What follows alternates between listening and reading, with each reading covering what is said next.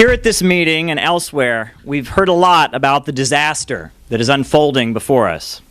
The rise of police repression and brutality, with millions of people locked up, and the police choking people, brutalizing people, and killing people, also accompanies an economic crisis. Good-paying industrial jobs that once existed for the working class people in this country have been eliminated. The next generation of workers face a lifetime in short-term, low-wage service sector jobs. Now, it's important that we make this link. That's why in FIST we've often been talking about a low-wage police state. The reality is that because of technology and deindustrialization, there are millions of people, especially youth, in this country that aren't profitable any longer for the billionaires. The capitalists can't make money from hiring them, paying them to do useful work, so instead they're locking them up in prisons.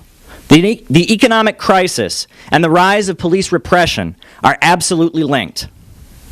Now, why is all this happening? Why is the U.S. transitioning so rapidly into a low-wage police state? If you go throughout U.S. society, you'll find a lot of different answers. There's a rise in conspiracy theories right now. I know you meet a lot of people. If you go out on the street, you meet a lot of people who talk about the Illuminati or the shady group, the Trilateral Commission, or there's conspiracy theories, the Freemasons. The Democrats, of course, blame the Republicans. The Tea Party and the Libertarians tell you that the U.S. isn't capitalist enough. There's a lot of different answers. Every different political faction or grouping representing every different class or strata has a different explanation. So which one do you pick? Who do you listen to? Well, I think a good place to start, if you want to know why the problems are taking place, is to listen to the people who've achieved the most in fighting against these problems and fighting against these injustices that have been coming down. And there's one group that almost everyone recognizes as being the most important anti-racist organization in the history of the last few decades in the United States, if not in the entire history of this country, and that's the Black Panthers. The Black Panthers are remembered as being very important, very dynamic, a revolutionary organization that inspired and captured the imagination of millions of people. And today, if you go to the rallies around Black Lives Matter, you'll see a lot of young people wearing shirts with Huey Newton or Angela Davis on them. There are millions of youth who are part of this uprising and millions of people at large who know who the Panthers are and are very inspired by them and love them. So what did the Black Panthers say? What did they say about the cause for all the problems throughout U.S. society? Well, I brought with me one book that was actually required reading for everyone in the Black Panther Party, and this is the Little Red Book, or quotations from Chairman Mao. And in the Little Red Book, Mao Zedong talks about capitalism, and the way he defines capitalism, or a system, he says that capitalism is profits in command. Now that pretty much sums it up. Profits in command. The reason the next generation of workers are making such low wages is because lower wages means higher profits. The less the workers at Starbucks, McDonald's, and Rite Aid get paid, the more the people who own these stores get to make in profits. Unemployment also means higher profits. The more people that are competing for jobs, the lower the wages people are willing to accept. Think about all the money that the banks are making from student loan debt, like Ramiro just illustrated. Young people desperate to get a job, desperate to support themselves, spend thousands and thousands of dollars trying to get a degree, hoping that they'll be more qualified. They get into debt, and the banks get rich. And now let's talk about the prisons. All over this country, they're setting up private prisons. That's prisons for profit. Wells Fargo, a bank that has foreclosed on thousands of families all across places like Michigan, Ohio, and California, is one of the primary shareholders in something called Corrections Corporation of America. They also run something else called GEO Group. All across this country, when young people get locked up, they make money. And there's been a lot of talk about the militarization of the police right now in Ferguson. And if you look at all these high-tech weapons, the same corporations that supply the Pentagon with the drones and the bombs and the weapons they use to destroy people all over the world, we're talking about Lockheed Martin, General Electric, who make billions of dollars from death and destruction from war in far-off countries, are now making billions of dollars selling the cops right here the tools of repression. The war profiteers are now making money from a new war, a war against black and brown people here in the United States. So what did Mao say? He said, profits in command. That's what capitalism is all about, profits in command. Houses don't get built under this system so people can have shelter. They get built so landlords and banks can make money selling them, renting them, and so forth. Food doesn't get produced so people can eat it. Food is produced so that agribusiness can make profits. Food is grown, processed, and manufactured so the billionaires who own the stores and the food processing companies and agribusiness can make money from selling it. They don't have schools under this system so children can learn. They have schools so that children can become obedient workers, and you can see that. And now as they've de-skilled the jobs, you're seeing public education being destroyed. They don't need an educated workforce anymore. As long as you can push a button, they want you on there. And frankly, they want you as uneducated as possible, because if you get some education and you learn about the facts, you might rise up and revolt. And they always tell us the police, now they exist to keep us safe, right? They're here to just protect us, right? Well, I'll say it's different. You want to know the real nature of the police? Look at the way they've been acting at these demonstrations around Black Lives Matter and police brutality. Arresting people, beating them up, macing it. We've seen what they did at Occupy Wall Street and elsewhere. But have you ever noticed it's a little bit different when the Ku Klux Klan has a rally? Now, numerous times when these racists and fascists have their rally, not only do the police not beat them up and arrest them, they actually stand in front of them and protect them from the people. Or what about when the Tea Party has a rally? Or what about when these anti-immigrant bigots have a rally? How do the police act? Do they respond with do they respond with the same brutality? Of course not, because the Klan and the anti-immigrant bigots and the Tea Party and the cops are on the same team. They work for the 1%. And that's the reality. You know, you look at the United States, who were these founding fathers who set up the United States? These founding fathers, who were they? They were slave owners. They were the owners of property. These were the rich people. These were the 1% of that time. And just like the people who wrote the Constitution saying that black people were 3/5 of a human being, they wrote it on behalf of the slave-owning billionaires. The government today serves Wall Street. It serves the billionaires, the people that are getting rich as our wages are going down, the people who are getting rich as people are being locked up. That's the reality of the system that we live under. The Black Panthers understood this. That's why they called themselves Marxist Leninists. They actually wanted to get rid of this system where profits come before people. But let's go back a little bit further. Why do we have programs like Social Security? Why do we have the right to form unions? It's because of another group of Marxist-Leninists called the Communist Party. Back in the 1930s, when the Communist Party was still a revolutionary organization, they led these organizations called unemployment councils.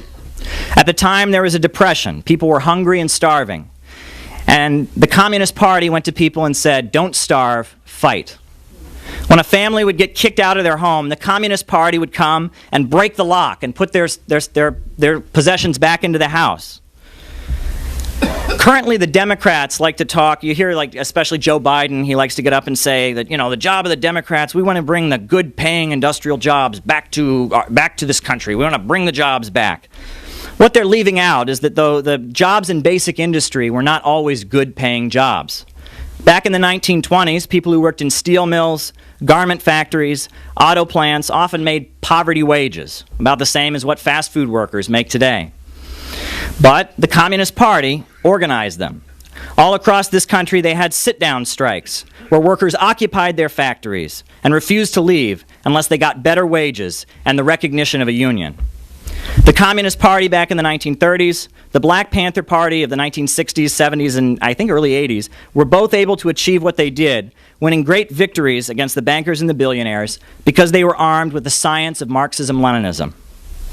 If you were a biologist and you wanted to go out and make a new discovery in the field of biology, you couldn't do it without doing some studying first. You'd want to know what Gregor Mendel and Charles Darwin had to say, and then once you'd learned that, and once you'd learned what's already been discovered, you could go out with new innovations and make new discoveries. That's what Marxism-Leninism is. Marxism-Leninism is the science of revolution. It's the science of building up organizations of the workers and the oppressed who can fight against injustice, push back the billionaires and bankers, and win great victories. Marxism-Leninism is not a religion, it's not a doctrine, it's not a dogma. Marxism-Leninism is a science like anything else, but it's the science of the working class and the oppressed fighting back against injustice, against the 1%. But it doesn't stop there. Marxism-Leninism isn't just the science of day-to-day battles. Marxism-Leninism is a science of revolution. Marxist-Leninists are striving every day to overthrow the capitalists. We want to take these banks and these factories and these airlines and these TV networks and all the major commanding heights of economic power. It's workers like us that make them function, and it's workers like us who should own them. And that's going to mean we're going to need a new government. We're going to get rid of this constitution written by slave owners. We're going to get rid of all their cops and all their prisons. And we're going to have a government run by the people. We're fighting for people's power.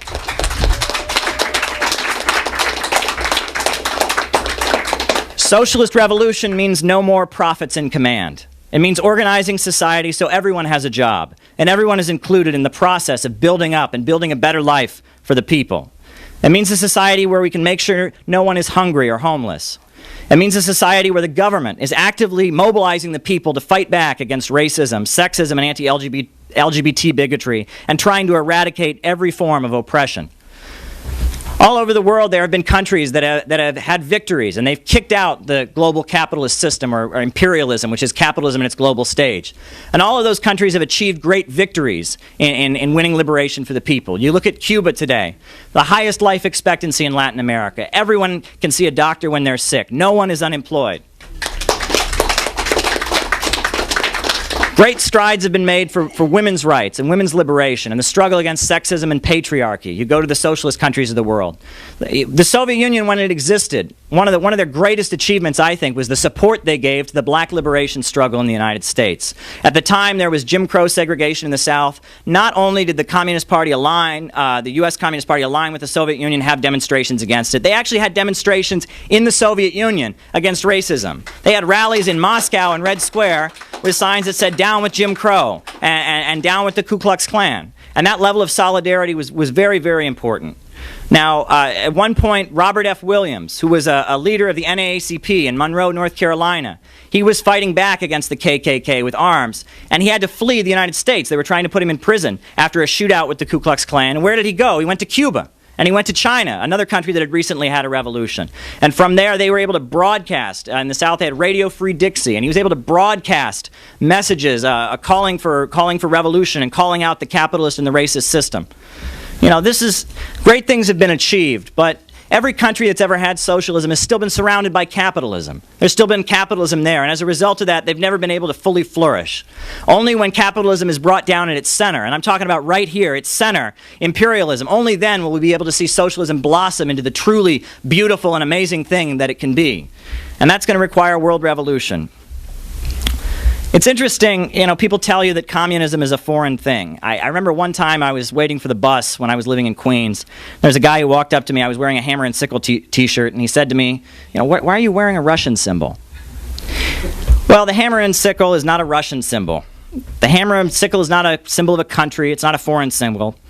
The hammer stands for workers, the people who build things. It's a tool. It's a tool used by laborers to produce things or to fix things. It's a symbol of work. And the sickle also stands for work, but it's the work associated with agriculture and growing food. It's a bit outdated. People aren't out using sickles anymore. But if you look at that hammer and sickle, the hammer and sickle is an emblem that represents labor, toil, work. It's a symbol of the source of all wealth in the world. It is labor that produces everything. Every building in the New York City skyline was built by workers. Every product in every store was manufactured by workers, packaged by workers, shelved by workers, and it's being sold by workers who are probably making minimum wage as they sell it to you there at the counter. When we talk about the working class, we aren't talking about people with a certain income level or people who work on the assembly lines. We're actually talking about almost everyone. Those of us who work for a living, we are the working class. But from the work that we do, somebody else gets rich. The factories, the banks, the stores, the hotels, the restaurants, they all have owners. These owners, or capitalists, turn the hard work that we do into profits. And it's because of this setup that our society is distorted. It's full of racism, repression, poverty, discrimination, low wages, hunger, and homelessness. The drive for profits is pushing the human race in a very dangerous direction. Wall Street right now is actually dangerously moving. If you look at what they're doing around the world, there's a real danger of a new world war, right? A war with Russia, a war with China. That's not a war that they're going to be able to fight with drones. That's going to be a war that will involve millions and millions of people dying. And I say that if Wall Street starts a new war against Russia or China, it's our responsibility to turn the guns around and make war against the war makers and fight against the billionaires in this country who are destroying the future of this generation and people all over the world. We say that the world doesn't have to be this way. Like the Black Panthers and the revolutionary organizers of the past, we are armed with Marxism Leninism, and we have a job to do. We have to stand in solidarity with the amazing mass uprising going on right now against police terror. We have to support it and participate in it in every way possible, but that's not enough. We have to find a way to transform this mass rebellion against the racist cops into a rebellion against the entire racist system. We have to find a way to get the low-wage workers who are organizing right now, the millions of young people in the streets right now, to look for inspiration and to really understand what the Black Panthers and other great black revolutionaries in the history of this country have understood, and what the Communist Party understood back in the 1930s, and what so many organizers, you go back to even the struggle for the abolition of slavery. There were many Marxists. You know, Marx was still living at that time, but people connected with Karl Marx were involved in the struggle for the abolition of slavery. We need a revolution to overthrow this entire system that puts profits before people. I want to end this way because, you know, all of us here at this meeting are people that are involved in the movement somehow, I think. Most of us have been to demonstrations and rallies. But I want to talk because it's important that we get out of this kind of this vacuum. We need to go to where our class is. You know, if you're working at a job, you need to talk to your coworkers. Maybe not when the boss is around, but, you know, find a way. Or if you're a student, you need to talk to your classmates. You know, you need to talk to the people in your neighborhood. We need to have conversations. We need to build up the consciousness of the working class. If somebody asks you who the communists are, you can tell them this: we are the people that fight against injustice. We are the people that brought you the weekend and union rights. We organized against Jim Crow segregation, and we are the ones who built the mass movement to end the Vietnam War. And if somebody asks you what is it that the communists want, you can say, we want a society where the people are on top, and the billionaire exploiters have to face justice for the crimes that they've committed against the people all over the world. And if somebody asks you, okay, how do we get to communism? How do we get there? What do we do? You should tell them the first thing we've got to do is smash the low-wage police state. It's interesting, you know, kind of going off of what comrades said when they raised that important book by Sam Marcy about the Klan and the government. I remember when I was like 8 or 9 years old, living in Ohio. I lived about 2 hours away from Cleveland. Cleveland was the biggest, you know, city in the nearby area. And I remember that the Ku Klux Klan had a rally in Cleveland. And it was coming up in like a week in advance, and my family would always watch the local news. And I remember on the local news, they would interview every night beforehand. They would do stories about, you know, there's this Klan rally coming up, and they would interview the leader of the Klan, and then they would just give him these long interviews to promote himself and all of that. And then they would interview like the police chief about, you know, is there going to be peace and law and order at this rally, or is there going to be, you know, and just every night they just brought it up there. And of course they would always speak in like, oh, you know, he's hated or something, but they always gave him a platform. And frankly, it reminds me of how the media treated, do you remember the, what was it, the Occupy Hong Kong? It was the same kind of thing, you know, or when there were protests in Iran. I remember it's the same kind of thing. Whenever there's an uprising going on in a country that is against the U.S., a country that's on our team, a country that's supporting the protests here, a country that's fighting against Wall Street, whether that country is actually building socialism or whether they've just broken out and have had kind of a national democratic revolution, you know, the Wall Street media all of a sudden treats those protests as if they're, you know, romantic uprisings and all of that. But yet when we protest here, we're portrayed as lawless and dangerous and criminals, and that, you know, I think there's a level of confusion. I think, you know, especially coming out of the 60s, a lot of people in the movement, they identify just with protesters. They think protesters are great. Well, protesters in this country that are fighting against the 1% in Wall Street are great, but the Tea Party sure as hell isn't great. The Ku Klux Klan sure as hell isn't great. The American Nazi Party sure as hell isn't great. And you know what? The people that are getting funding from Wall Street to disrupt and cause disruptions in countries that are under attack by Wall Street, they ain't great either. And that's something that's kind of missing out. And on the point that Sarah Catt made, you know, one point about the DPRK is that it is brought up a lot. People will say about the family. They'll say, you know, why is it that Kim Il-sung, his son, his biological son, Kim Jong-il, is leading the country, and then now Kim Jong-un, the biological son of Kim Jong-il, is leading the country. And the point of that is that, you know, the DPRK is surrounded. It's under constant military attack.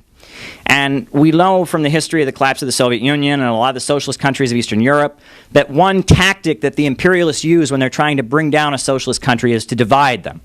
They'll start talking in the press about, oh, the hardline faction and the moderate faction and all of that. And by having, Kim Il-sung, who is, the undisputed leader of the revolution, having his biological son as the leader, and Kim Jong-un, is a way to make clear that nothing has changed. That the principles of the Korean Revolution, the fighting the United States, building up a socialist state, fighting for independence, there hasn't been any change. And by building up, a reverence for their leadership, that's a way to make clear that they are still committed to that revolution, and that they are not going to stray from that path. And that brings me to the point about, if you look at all these countries throughout Eastern Europe and the former Soviet Union, at the time that they all collapsed, they were all having market reforms, and they had leaders that were saying things like, well, Marxism's a little out of date, and maybe we shouldn't emphasize class, we should talk about universal human values, and maybe we'll take a loan from this Wall Street bank and all of that. All those countries are gone. But if you look at Cuba today, and you look at the DPRK, these are countries that did the opposite. They've built up socialism, they've built up their revolutionary principles, they've maintained firmly in revolutionary anti-imperialism, and they've not attempted to dismantle their socialist economic infrastructure, and as a result, they're still there. And I think there's a lesson in that for all of us. I know that there are a lot of important protests and demonstrations coming up, but one thing I think it's very important that we need to raise in the struggle right now is to free all the people who've been arrested in the recent demonstrations. And the people...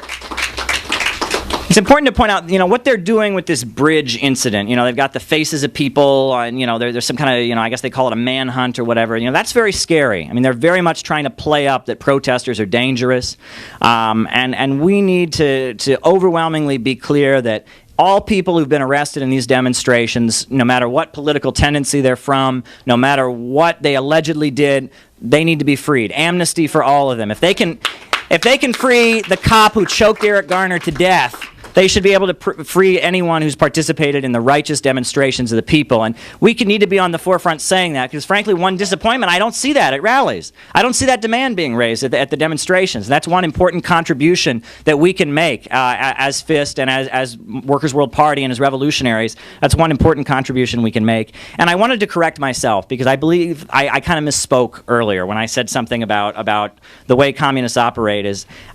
Communists, it's interesting in the press right now, there's a lot of talk, especially back during the early days of the Ferguson uprising, there was a lot of talk about outside agitators. And I want to be clear, people don't rise up against racism or against police brutality or against low wages because communists tell them to. People rise up against unjust conditions because that's what human beings do. If you push on somebody, eventually they're going to push back. What communists can offer is the history of struggle and the scientific methods in guiding that fight back. But it's important that I make clear that that the people in Ferguson aren't fighting because communists told them to. They're fighting because they're human beings and they're resisting, and they're fighting back against oppression. And if you read, there's What Is to Be Done. I've been reading that book a lot lately by Lenin, and he talks about this. And he says sometimes revolutionaries, they get under the impression that they're going to make the revolution. They're just going to call it, and they're going to say, on this day we're going to have a revolution, and then everyone will show up, and that's how it happens. That's not how it happens. Revolutions are spontaneous uprisings of the oppressed. However, if you don't have a program, if that uprising remains spontaneous and it doesn't get a program, eventually leaders of the old system are going to creep in and pull it back into the wing of the old system. And the role of revolutionaries is when there is a spontaneous uprising of the oppressed to provide the leadership that can point it away from the old system and toward the new world. And I think that's what Lenin was communicating in his pamphlet, What Is to Be Done. So I apologize if I misspoke there. Thank you.